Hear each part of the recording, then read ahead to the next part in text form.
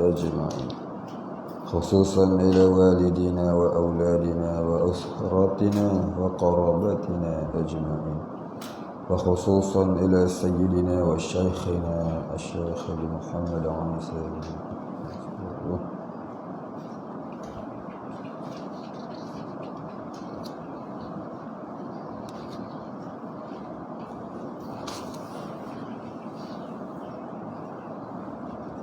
وأصولهم وفروعهم ومن ينتسب إليهم أجمعين. شيء لله لهم الفاتحة. أعوذ بالله من الشيطان الرجيم. بسم الله الرحمن الرحيم. الحمد لله رب العالمين الرحمن الرحيم مالك يوم الدين. إياك نعبد وإياك نستعين. اهدنا الصراط المستقيم صراط الذين أنعمت عليهم غير المغضوب عليهم ولا الضالين.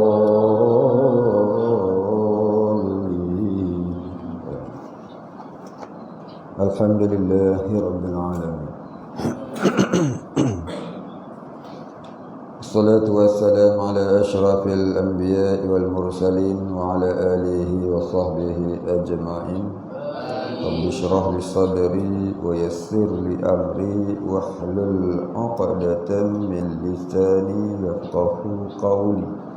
ولا علم لنا إلا ما علمتنا إنك أنت العليم الحكيم.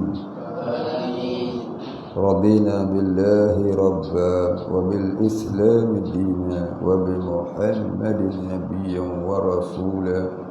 اللهم اجعلنا من التوابين واجعلنا من المستغفرين واجعلنا من المتطهرين واجعلنا من الموحدين واجعلنا من المهتدين واجعلنا من عبادك الصالحين واجعلنا من المخلصين له الدين واجعلنا من العارفين واجعلنا من المتقين. اللهم أحينا بحياة العلماء وأمتنا بموت الشهداء. آمين يا رب العالمين. Kamu yang mati.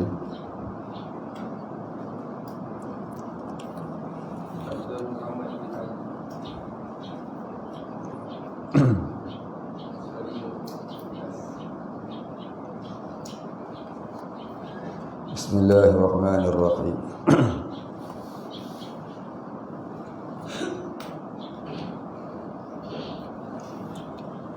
Muka surat 5 beratas tadi. Qala musannif wal muallif rahimahullah ta'ala wa nafa'ana bihi wa bi'ulumihi wa barakatihi amin ya rabbal alamin. Qala musannif, kata Muhammad bin Ali Tirmidzi radhiyallahu anhu, bermula sembahyang itu Imaduddin. Imaduddin makna tiang agama. Dan ialah yang pertama yang difardukan dia Allah Subhanahu wa taala atas segala muslimin itu sembahyang. Mula-mula yang difardukan di dalam bab ibadah itu ialah sembahyang.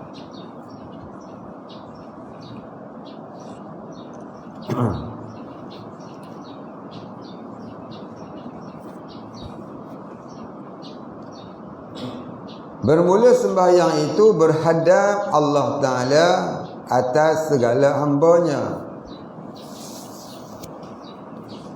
Jadi sembahyang ni bab ibadah. Di dalam bab ibadah, iaitu mengubudiahkan diri kepada Allah Ta'ala. Maka yang mula-mula selepas daripada syahadah ialah sembahyang. Maksud kata yang mula-mula tu maknanya yang mula-mula selepas daripada keimanan. Iman dulu baru sembahyang. Islam dulu baru sembahyang. Tak ada sembahyang, tak ada iman, tak ada sembahyang. Tak ada Islam, tak adalah sembahyang. Sembahyang rajin, iman tak ada. Maka yang paling utama dalam agama ialah sembahyang. Adalah akidah dulu, iman dulu. Inna Allah lam yafrid syai'an afdalu minat tauhid. Sesungguhnya Allah Ta'ala tidak memfardu. Sesungguhnya Allah Ta'ala tidak memfardukan sesuatu yang lebih utama. Yang lebih utama dalam agama itu ialah tauhid. Tauhid dulu. Ada tauhid baru ada agama. Ada mengenal Allah baru ada agama. Ada mengenal Allah itu baru namanya orang yang mukmin, muslim. Dah ada keimanan, dah ada keislaman, barulah sembahyang. Maka orang yang pentingkan sembahyang tapi tak pentingkan keimanan, itu sia-sia. Sembahyang yang penting, tauhidnya tak pernah belajar. Tak tahu pun wajib belajar tauhid. Yang wajibnya yang tahu sembahyang je. Sembahyang pun kelang kabut je. Dah sembahyang Mina, dah. Sembahyang, akidah tak tahu. Tutup aurat cantik siap pakai purdah, niqab lagi. Pakai serban lawa jalan cantik comel pakai celak lagi. 68 aqaidul iman tak tahu pun. Nampak? 68 aqaidul iman tu itulah punca jadi solat itu jadi khusyuk. Kalau tidak khusyuk pun sekurang-kurang untuk memelihara khusyuk. Tak kenal Allah, macam mana nak solat bagi lazat. Kenal Allah barulah solat boleh lazat. Baik. Bermula sembahyang itu, ada setengah orang tak mau kata sembahyang, dia nak sebut solat juga. Setengah ulama. Pasal apa? Pasal ada satu istilah dalam ajaran Buddha yang ni nama satu dewa. Nama satu dewa yang dipaham oleh orang kafir Buddha, yang disembah-sembah oleh puak-puak kafir ni. Maka bila sebut sembahyang, seolah-olah macam sembah dewa. Maka setengah ulama tidak mahu sebut sembahyang, dia sebut solat juga. Tapi tidaklah salah kita sebut sembahyang. Yang kita qasad sembah yang Maha Esa, bukan sembahyang yang dipaham oleh orang kafir Buddha itu. Cuma ni nak bagi beza betul, dia tak nak sebut sembahyang, dia sebut solat. Nak bagi beza sungguh ni. Itu setengah ulama. Baik, jadi sembahyang yang itu yang yang dengan makna dalam Al-Quran alladhi.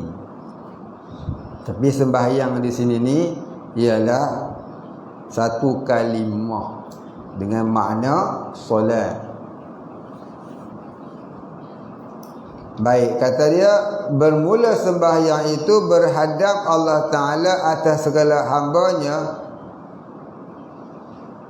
supaya berhadap segala hamba itu kepadanya dalam rupa kehambaan.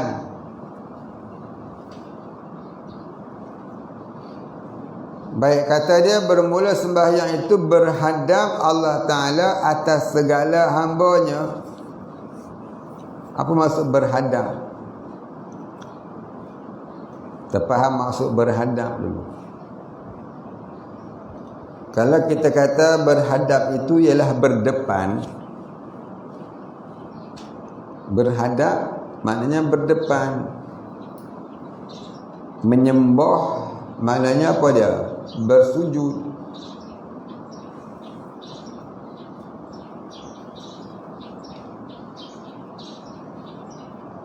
Jadi kalau kita faham makna berhadap itu berdepan, maka jadilah maknanya Allah Ta'ala itu ada depan, ada belakang, ada kiri, ada kanan, ada atas, ada bawah. Mana ada satu benda yang ada depan tak ada belakang? Ada tak satu benda yang ada depan tak ada belakang?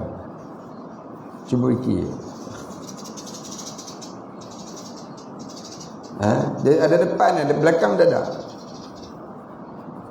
Cuba tanya, cuba fikir ya. Ada? Ada? Ada? Ada? Ada? Dia sengih-sengih. Tanya ada ke tak ada? Ada tak ada? Fikir. Tak payah fikir lah, mana ada benda yang ada depan tak ada belakang. Tunggu macam reti.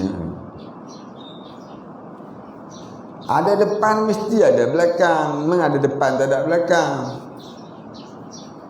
Mana ada satu benda yang ada depan, belakang tak ada? Rumah ada depan belakang, masjid ada depan belakang, orang ada depan ada belakang, binatang ada depan ada belakang. Apa benda yang tak ada depan, yang ada depan tak ada belakang? Ada? Tak ada. Apa lagi nak fikir-fikir, pening kepala apa? Susah tu. Jadi kalau Allah Ta'ala ni ada depan, tentu dia ada belakang. Pasal apa kata ada depan tu beradab? Beradab maknanya berdepan. Betul? Jadi berhadap di sini namanya kalam majaz. Perkataan pinjaman.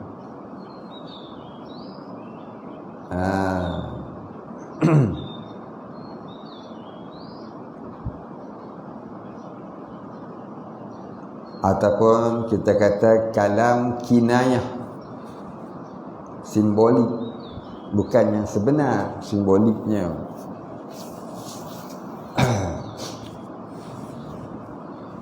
Jadi perkataan yang sebenar bagi berhadap ni apa dia? Mengubudiah. Berhadap ni ialah maknanya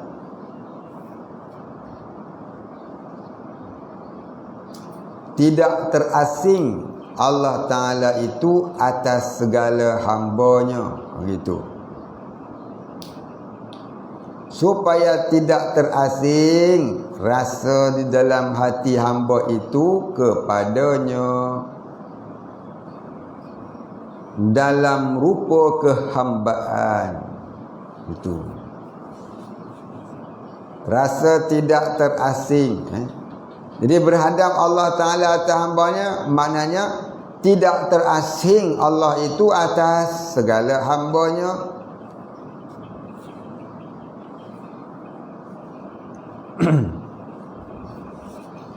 Supaya berhadap segala hamba itu kepadanya. Yani hikmahnya solat itu agar rasa tidak terasing di dalam hati hamba itu kepadanya, dalam rupa kehambaan, dalam rupa ubudiyah. Allah dengan kita ni memang tidak terasing. Ini maknanya. Allah dengan kita ni memang tidak terasing, tapi kita tak dapat rasa. Maka Allah jadikan ibadah solat itu agar rasa kita dengan Allah tu tidak terasing. Faham? Tak faham? Tak faham? Ha? Sengih. Faham betul tak? Ha? Tanya yang tak faham, cabut gigi. Apa dia tidak terasing tu pula? Apa makna tidak terasing? Tidak terasing itu maknanya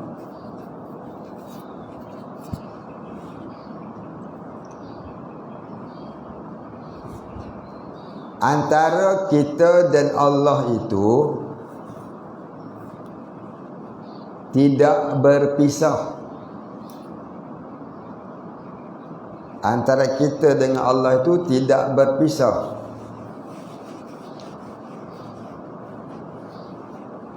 Ataupun tidak bercerai.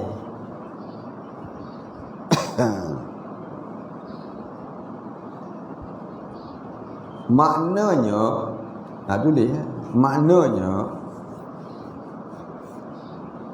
segala gerakan kita, segala gerak-geri kita digerakkan oleh Allah, bukan gerak sendiri. Bukan gerak sendiri. Titik. Ibaratnya kita tolak kereta sorong. Pernah tolak kereta sorong tak? Kereta mayat? Tak. Kita tolak kereta sorong, adakah boleh kereta sorong tu bergerak sendiri kalau kita tak tolak dia? Tak boleh bergerak dia, melainkan kita tolak dia. Jadi bergerak kereta sorong kerana kita yang gerak dia, kita yang menggerakkan dia, kita tolak dia. Tapi kita tolak kereta sorong, kita nampak kereta sorong tu dan kita nampak orang yang menolaknya. Bergerak kereta sorong kerana digerakkan oleh orang yang menolaknya. Yang tu benda daruri, benda yang mudah dipaham. Tapi bila kita kata gerak makhluk kerana digerakkan oleh Allah, itu benda yang nazari namanya. Perkara yang perlu kepada dalil tilik yang panjang untuk faham. Perlu kepada dalil dan tilik yang panjang untuk faham. Nak faham tu lah kena ngaji tauhid. Kalau kita kata gerak kereta sorong kerana digerakkan oleh tukang rumah, itu kita faham senang, pasal kita nampak. Maka tu dia nama dia daruri, perkara yang mudah dipaham. Tapi kalau kita kata gerak makhluk kerana digerakkan oleh Allah, itu nazari nama dia. Benda yang perlu kepada dalil dan tilik yang panjang. Kajian yang panjang untuk kita faham. Sebab Allah kita tak nampak. Jadi gerak makhluk itu digerakkan oleh Allah, maka itu dinamanya tidak terasing kita dengan Allah. Macam mana kereta sorong tadi digerakkan oleh tukang, tidak terasing kereta sorong tu dari tukang. Kalau terasing tak bergerak dia. Bila tukang tu letakkan kereta sorong tu dalam stok, tak bergerak lah dia. Sekat tadi lah dia bergerak. Masa bila? Masa dia tolak oleh tukang. Bila tukang dah tinggal dia dalam store, tak ada gerak dia, duduk senyap, duduk cakap situ dia. Betul. Tapi kita dengan Allah sentiasa digerakkan oleh Allah. Tak ada dia tak dalam store, tak ada.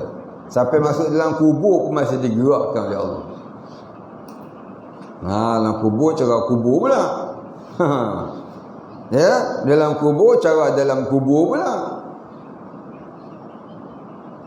Dipalu, terasa sakit, diseksa, diazab, terasa pedih, azabun alim, itu pun dirasakan juga oleh Allah. Rasa nikmat, rasa azab tu dirasakan oleh Allah, bukan dia rasa sendiri.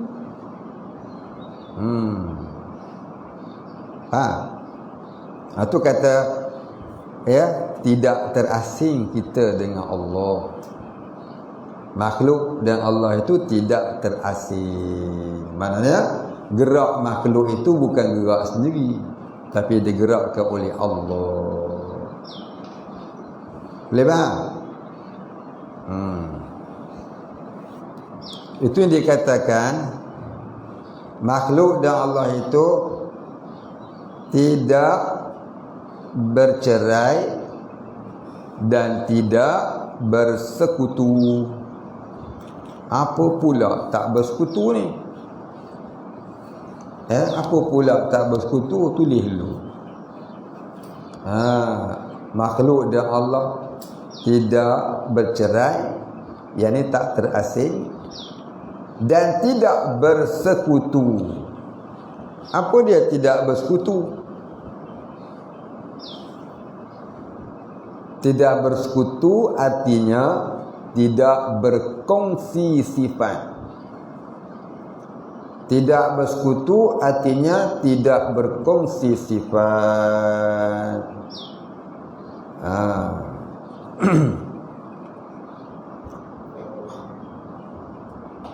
Rajin sungguh mengapai malam sampai mengantuk-ngantuk, lena-lena, sengguk-sengguk.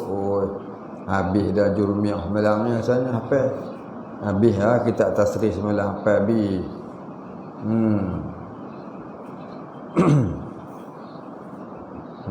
Tidur.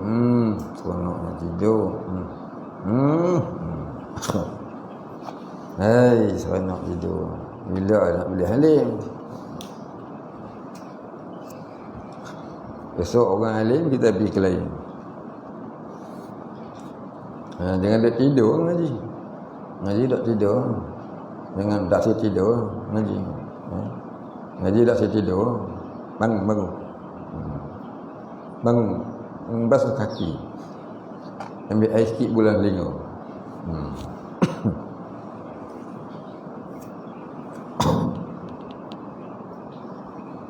Apa maksud bersekutu?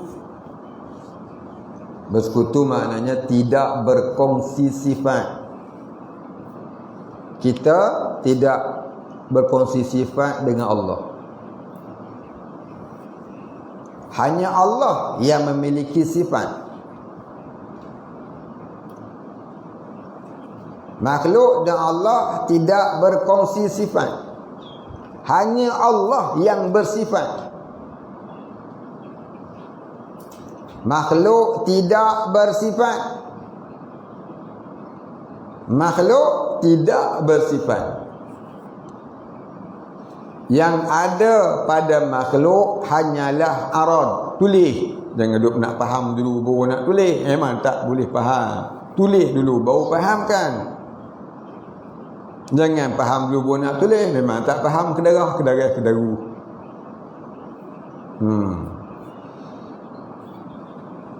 Makhluk tidak berkongsi sifat dengan Allah. Titik. Hanya Allah yang bersifat. Makhluk tidak bersifat. Yang ada pada makhluk hanyalah arad, ain, rodat. Yang ada pada makhluk hanyalah arad. Arad dia ain, rodat, aradun. Apa dia aradun? Tulis apakah aradun? So orang tanya, tu saya. Arad ialah arad ain radat. Arad ialah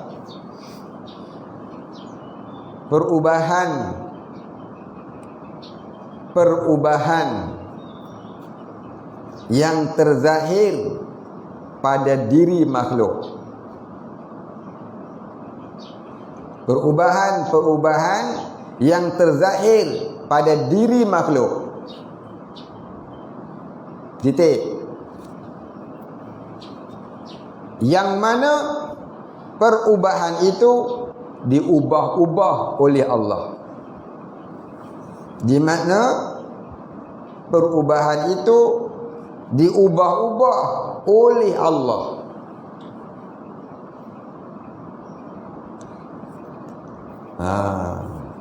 Tadi ni mengantuk, sekarang dah tak mengantuk. Tu ubah, Allah yang ubah. Bukan? Dah basuh mata. Ngantuk lah. Sekejap ngantuk balik.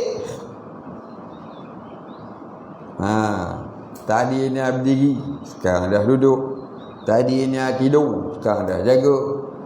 Tadi ni lapar, sekarang lagi lapar. Pasal apa? Belum makan. Nanti dah makan, lapar lagi. Sebab apa? Ular sawah.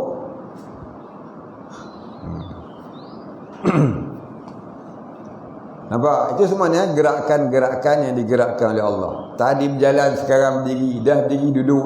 Lepas duduk, tidur. Nanti bangun balik. Bangun. Gosok gigi. Ambil wudu. Pakai baju, sembahyang. Semua gerak-gerakan itu digerakkan oleh Allah. Bukan oleh kuasa kita. Itu namanya kita tak berkongsi sifat dengan Allah. Hanya Allah yang ada kudrah. Kita tidak ada kudrah. Hanya Allah yang ada iradah. Kita tidak ada iradah. Hanya Allah yang ada ilmu. Kita tidak ada ilmu. Hanya Allah yang ada hayat. Kita tak ada hayat. Hanya Allah yang ada sama', basar, kalam. Kita tak ada sama', tak ada basar, tak ada kalam. Yang ada pada kita hanyalah perkara yang digerak-gerakkan oleh Allah. Itu namanya arad. Kudrat, kuasa. Nampak zahir kita ada kuasa. Hakikatnya Allah yang berkuasa ke atas kita. Dia yang menggerakkan kita. Nampak macam kita kuat, ya sihat, ada zahirnya saja. Begitulah seterusnya. Nampak macam kita melihat, hakikatnya Allah lah yang melihat. Hati kita penuh dengan ananiyah, hijab. Sebab tu tak terasa Allah yang melihat, kita rasa kita yang melihat. Sebab apa tak terasa Allah melihat? Sebab kita terhijab dengan ananiyah. Kalaulah ananiyah itu keluar, hilang dari hati kita, tentu kita dapat rasa sebenar hakikat Allah yang melihat. Aku melihat dengan penglihatan Allah. Aku mendengar dengan pendengaran Allah. Itu hakikatnya. Dalam Quran dia kata apa? La tudrikuhul absar wa huwa yudrikul absar. Dia, yakni Allah, tidak dapat dilihat oleh pandangan mata. Dialah yang memandang oleh tiap-tiap pemandangan mata. Maknanya dialah hakikatnya yang melihat. Yang mana kita duk lihat tu Allah yang melihat sebenarnya. Tapi kita tak dapat rasa kerana kita terhijab.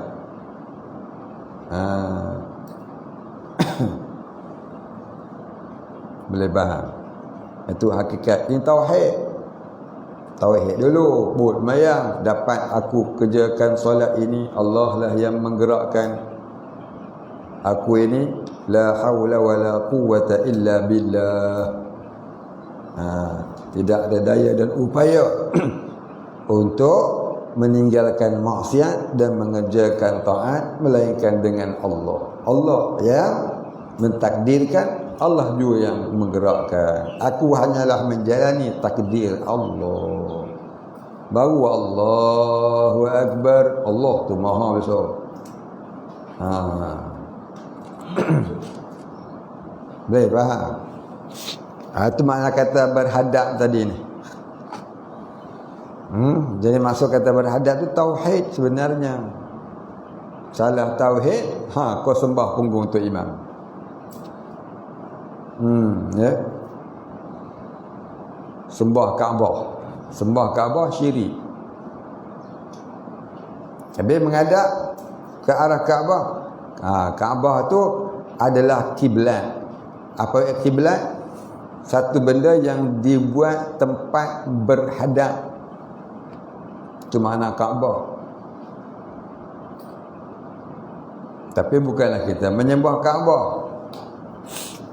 Dibuat tempat berhadap sahaja. Hakikatnya ialah untuk mengubudiahkan diri kepada Allah dengan menghadapkan dada ke arah kiblat. Macam kita nak makan nasi khabar ke dia. Perut kita lapar, kita tak belah perut, ambil nasi buh dalam tu. Ya, kita jadikan mulut sebagai jalan nak bagi masuk dia. Masuk nasi dalam perut. Jadi kalau duduk depan Kaabah ni, maka boleh kita menghadap mana-mana pun. Nak menghadap bucu dia ke, menghadap keliling Kaabah tak apa. Begitu juga kalau duduk di dalam Kaabah. Duduk dalam Kaabah nak menghadap ke mana tak apa dah. Menghadaplah ke mana-mana pun. Sebab apa? Sebab tu tempat berhadap.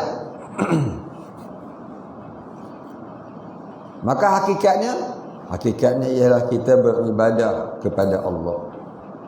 Kaabah tu sebagai kiblat saja. Kiblat apa makna? Tempat berhadap. Maka jangan samakan tempat berhadap kiblat tu dengan berhadap kepada Allah.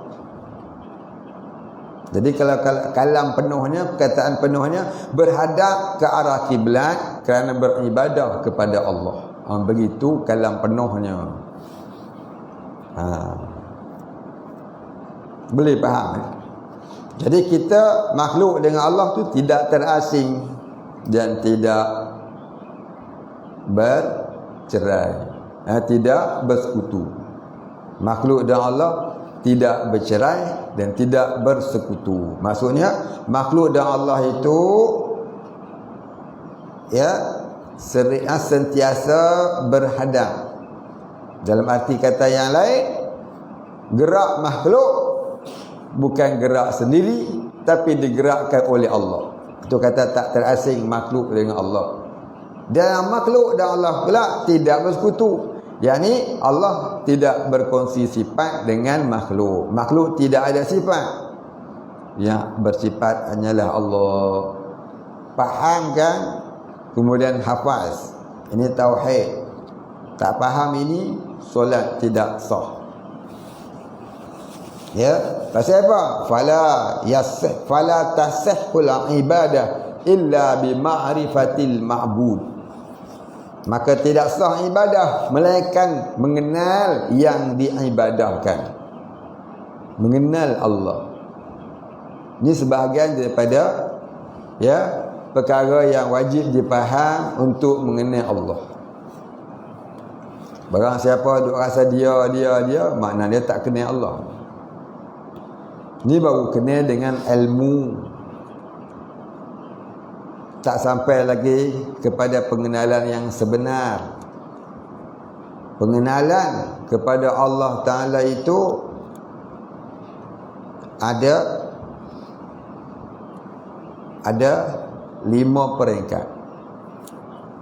Mula-mula dikenal secara jahil, iaitu tahu ya kata ada Allah. Mengenal dengan jalan jahil. Mengenal tapi tak kenal sebenarnya. Kenal tapi tak kenal. Ni kenal dengan jalan jahil. Siapa Allah? Siapa Tuhan? Allah, dia kata. Allah tu nama. Mana tahu orang tu kata. Semua orang kata lagu tu. Cina kata lagu tu. Keling kata lagu tu. Orang putih kata lagu tu. Orang Melayu pun kata lagu tu. Allah mana tak tahu. Tu kenal secara jahil. Kenal secara taklid nama dia. Terkenal dengan jalan ikut-ikut. Maka ini tak sempurna. Kebanyakan orang ni kata kenal Tuhan tapi tak kenal sebenarnya. Sebab tak faham 68 aqaidul iman. Wajib belajar 68 aqaidul iman ni untuk mengenal Allah. Tadi yang kita cerita tadi itu kesimpulan daripada aqaidul iman tu. Makna berhadap tadi tu kesimpulan dari aqaidul iman tu. Ada orang dah belajar dah aqaidul iman tapi kesimpulan tadi pula tak tahu. Allah, sangkut situ pula. Banyak tersangkut-sangkut. Pasal apa? Pasal hafal sifat 20 lah. Pasal tak ngerti lah. Ini masalah. Tauhid ni kena belajar dan terus belajar. Di samping itu kena menjalani jalan-jalan kesufian. Berjalan menjadi salik. Apa dia salik? Orang yang berjalan kepada ma'rifatullah. Kerana mengenal Allah ni ada 5 peringkat. Yang pertama ni kenal yang taklid. Terkenal secara taklid. Yang kedua kenal dengan ilmu. Dah dia belajar tauhid, maka dia kenal Allah Ta'ala 68 aqaidul iman dah habis semua dalam dada dia. Al-ilmu fi sudur, orang kata ilmu di dalam dada. Maka boleh dia berceramah mengata-kata orang panggil dia ustaz. Bangga sangat nama ustaz. Alhamdulillah. Ustaz maknanya lubang punggung. Jangan duk panggil ustaz. Panggil ustaz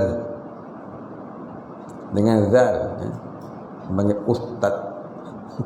Ustaz punggung. Dia panggil punggung. Kawan tu pakai khoban duk panggil ustaz. Dia punggung. Baik. Jadi ada ilmu, masih lagi boleh buat dosa, masih tergamak buat dosa. Kadang-kadang jadi murtad pun ada. Macam Bal'am bin Ba'urah. Maka dia kena tinggalkan alam ilmu itu. Maknanya dia kena tinggal alam rasa diri berilmu. Tak kala dia ada ilmu, mula-mula dah jahil, dia kena tinggalkan alam kejahilan. Dia taklid, dia kena tinggalkan alam taklid kepada alam ilmu. Kemudian dia kena tinggalkan rasa diri berilmu itu dengan menghilangkan ananiah melalui jalan-jalan sufi sampai jadilah dia orang mengenal Allah darjah yang ketiga. Apa darjah ketiga? Idrak di mata hati. Apa dia idrak? Alif dal ra alif kaf. Alif dal ra alif kaf. Idrakun. Alif dal ra alif kaf. Idrakun. Apa dia idrak? Ini saya ambil kalam Tok Guru saya. Ketimbulan di mata hati, rasa takut dan harap kepada Allah. Rasa takut kepada azab Allah, rasa harap kepada rahmat Allah. Dan hubbul ibadah, rasa kasih beribadah. Maka rasa itu tak ialah hilang dalam hati. Asbab daripada ilmu tadi. Rasa tiga perkara ini tak hilang-hilang di dalam hati. Asbab dari ilmu yang dipelajari tadi. Maka tu namanya idrak. Maka inilah tanda orang tu sudah menjalani kesufian. Dan dia ditolong Allah sebenarnya.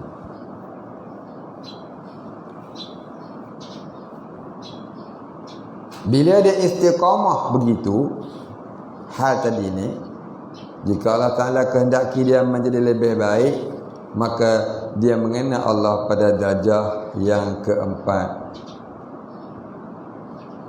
iaitu mengenal dengan zauq. Mengenal dengan zauq. Zauq ni apa dia? Iaitulah orang yang asyik dengan Allah.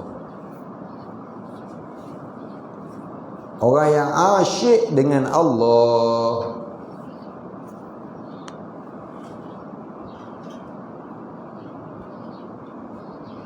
Tetapi masih ada ananiah. Oh, nombor 4 ni pun ada ananiah lagi. Nombor 5. Jika Allah Ta'ala kehendaki dia menjadi lebih baik, maka Allah akan jadikan hatinya fana'un. Jika Allah Ta'ala kehendaki dia menjadi lebih baik, maka Allah Ta'ala akan jadikan hatinya fana'un. Fanun alif hamzah. Fana'un. Apa dia fana? Iaitu permulaan tajalli Allah dalam hati. Permulaan tajalli Allah dalam hati.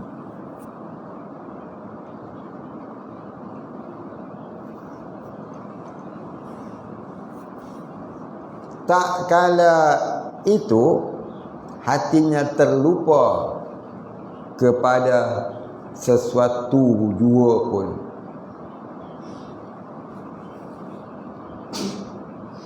Tak kala itu hatinya terlupa kepada segala sesuatu. Gitu. Tak kala itu hatinya jadi terlupa kepada segala sesuatu kerana mabuk dengan Allah.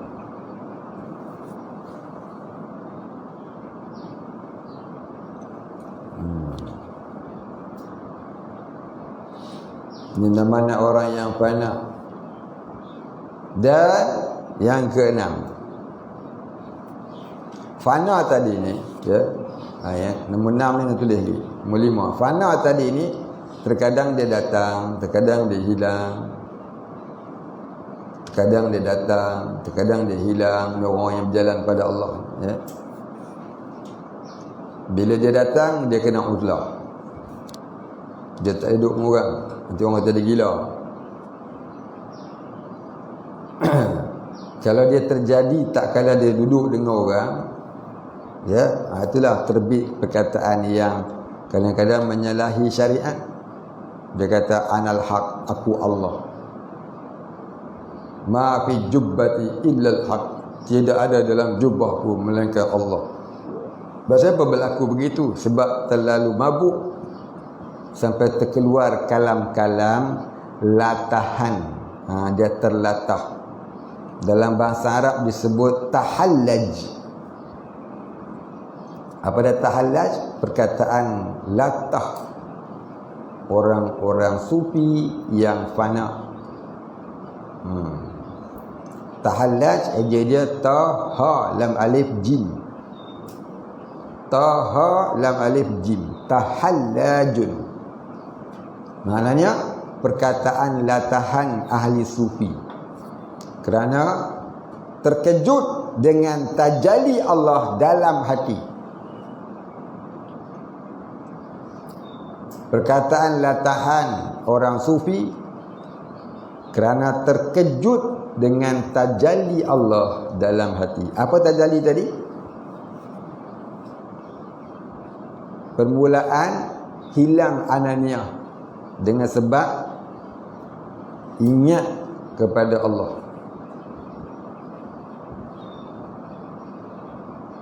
Itu maksud kata tajalli.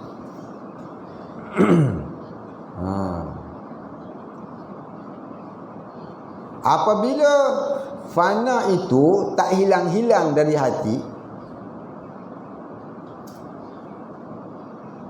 ya, maka mudah-mudahan dia akan dapat ma'rifah yang keenam. Tulis nombor 6. Apa dia nombor 6? Majzum atau baqa billah. Majzub mim jim zal waw ba. Mim jim zal waw ba. Majzubun. Ataupun dikatakan juga baqa billah. Ba qaf alif hamzah. Baqaun. Ba qaf alif hamzah. Baqaun billahi. Ba alif lam lam ha. Baqa billah. Apa dia? Nombor 6 ni. Apa dia majzub? Iaitu setelah kekal fana di dalam hati ataupun berterusan fana di dalam hati ataupun berpanjangan fana di dalam hati, tak hilang-hilang.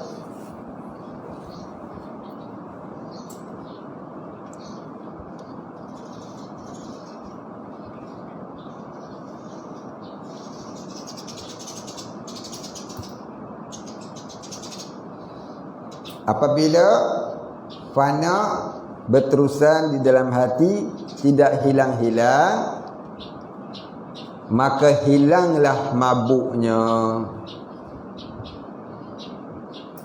Maka hilanglah mabuknya dalam keadaan hati masih kekal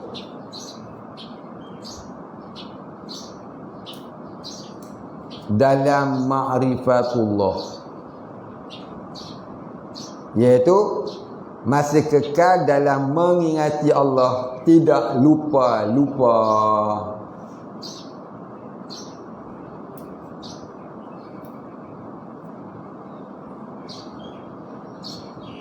Titik.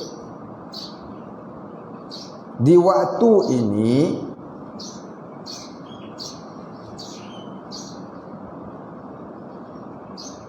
zahir dirinya sudah tidak mabuk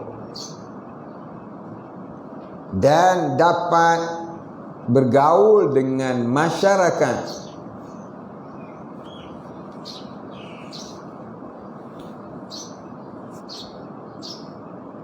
dalam masa yang sama. Hatinya kekal tidak melupai Allah. Titik. Inilah orang yang sebenar-benar mengenal Allah atau ma'rifatullah. Tulis, jangan tak tulis. Jangan malas. Inilah peringkat orang yang sebenar-benar mengenal Allah atau ma'rifatullah. Inilah darjah orang dapat khusyuk dalam solat. Qad aflahal mu'minun alladzina hum fi salatihim khashi'un. Sesungguhnya berbahagialah orang-orang beriman, iaitu orang-orang yang khusyuk dalam solat. Inilah orang ni. Inilah dia waliullah. Inilah waliullah. Yang dia kata wali-wali ni dia. Bukan wali nikah, wali Allah. Kita boleh kenal tak dia? Tak boleh kenal. Yang kenal dia siapa? Yang kenal dia wali juga. Hanya wali mengenal wali. Kita orang awam tak kenal.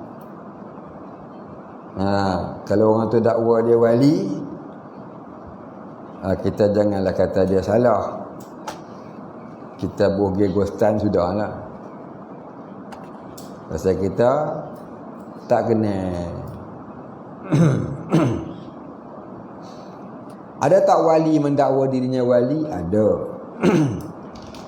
Tapi lebih banyak wali itu tidak mendakwa dirinya wali kerana memelihara adab dengan Allah dan kerana begitu ia dilakonkan oleh Allah. Maka ya, jangan senang kita menuduh seseorang itu wali hukumnya adalah haram sebab kita tidak tahu. Yang mengenal wali adalah wali. Maka kalau kita tuduh orang tu wali, kita pun wali jugalah. Faham?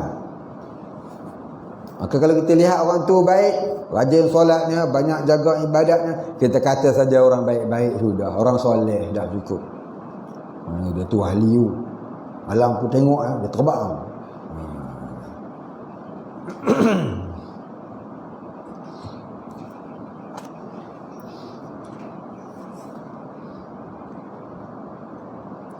Orang terbang sekalipun, orang gaib sekalipun, boleh jalan atas air sekalipun, ya, belum tentu dia wali.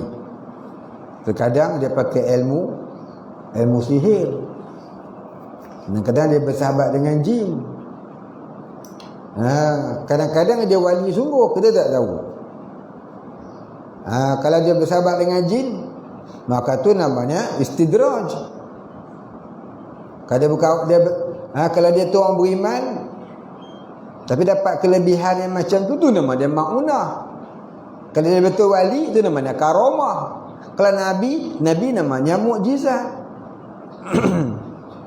Maka kita tak tahu semua tu. Maka kita serah pada Allah.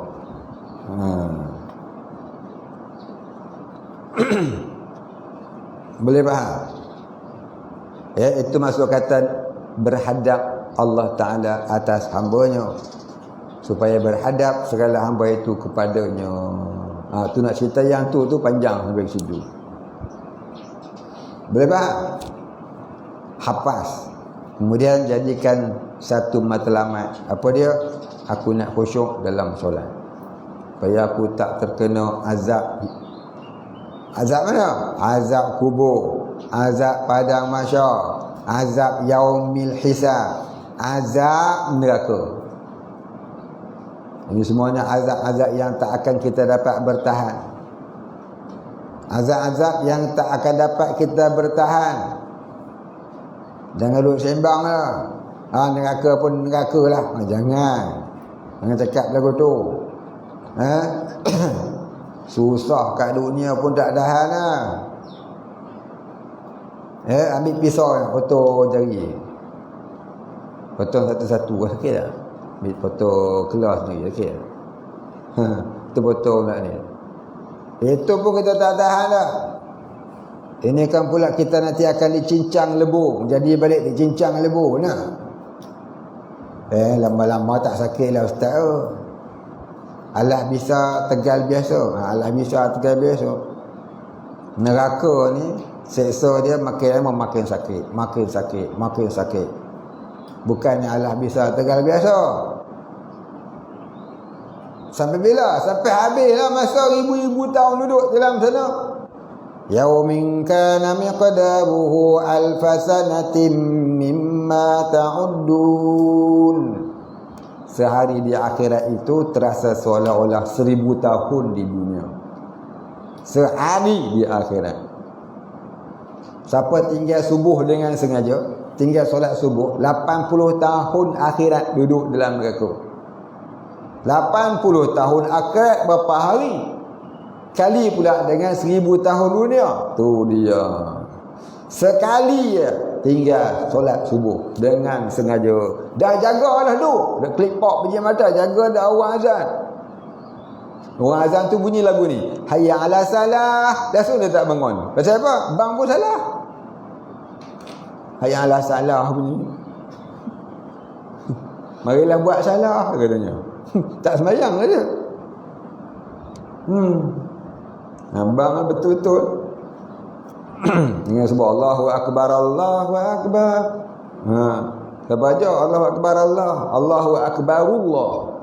Ada Allahu Akbar, Allahu Akbar. Dia wakaf lah. Ada Allahu Akbarillahu Akbar. Nyempok pun tahu. Sebut betul-betul Allahu Akbar, Allahu Akbar, Allahu Akbar, Allahu Akbar.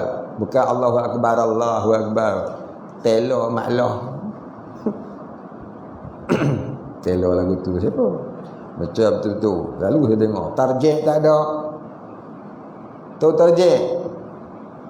Banyak kali dia cerita tarjih dengan tak tarjih. Lepas baca Allahu Akbar, yang kedua tu baca slow-slow. Asyhadu an la ilaha illallah, asyhadu an la ilaha illallah, asyhadu anna Muhammadar Rasulullah, asyhadu anna Muhammadar Rasulullah. Lepas tu barulah laung balik. Asyhadu an la ilaha illallah, dan terus. Ini tak ada tarjih. Tengok orang azan tak ada tarjih. Merata masjid azan tak ada tarjih. Bukanlah haram, itu benda sunat. Apa hikmah tarjih tu? Inilah ni hak kita baca tadi, untuk mentauhidkan Allah.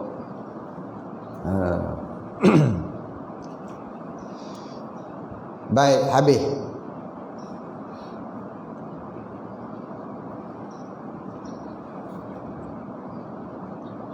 Jadi dia kata apa?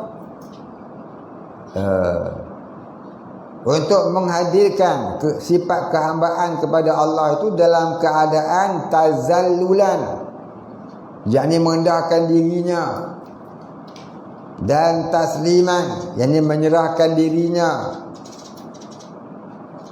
dan tabazzulan, dan takhaddu'an, dan takhasyu'an, dan taraghuban, dan tamalluqan. Ini selalulah kita sebut ni. Jadi yang ni kena huraian minggu depan ni. Tak ada dah, pukul 8 dah. Jadi tanda situ. Tanda situ apa dia?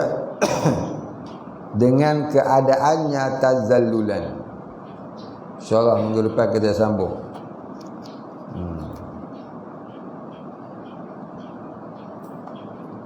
Tanda pada tazallulan tu. Apa tazallulan? Ila akhirih, wallahu a'lam. Wala ilma lana illa ma'allamtana, innaka antal alimul hakim. Wallahu a'lam. Al-Fatiha. A'udzu billahi minasy syaithanir rajim. Bismillahirrahmanirrahim. Alhamdulillahi rabbil alamin. Ar-Rahmanir Rahim. Maliki yaumiddin. Iyyaka na'budu wa iyyaka nasta'in. Ihdinas siratal mustaqim. Siratal ladzina an'amta 'alaihim ghairil maghdubi 'alaihim waladdallin. أعوذ بالله من الشيطان الرجيم. بسم الله الرحمن الرحيم. الحمد لله رب العالمين، والصلاة والسلام على أشرف الأنبياء والمرسلين وعلى آله وصحبه أجمعين. اللهم اغفر لنا ذنوبنا وارحمنا وأنت الغفور الرحيم. اللهم اغفر لنا ذنوبنا ولوالدينا وارحمهم كما ربيانا صغارا، ولمشايخنا وللمسلمين أجمعين برحمتك يا أرحم الراحمين. اللهم نور قلوبنا بنور معرفتك يا فتاح يا رزاق. افتح لنا فتحا قريبا كما فتحته على أنبيائك وأوليائك وعبادك الصالحين. صلى الله على سيدنا محمد وعلى آله وصحبه أجمعين. سبحان ربك رب العزة عما يصفون، سلام على المرسلين، الحمد لله رب العالمين. قبل الله منا منكم.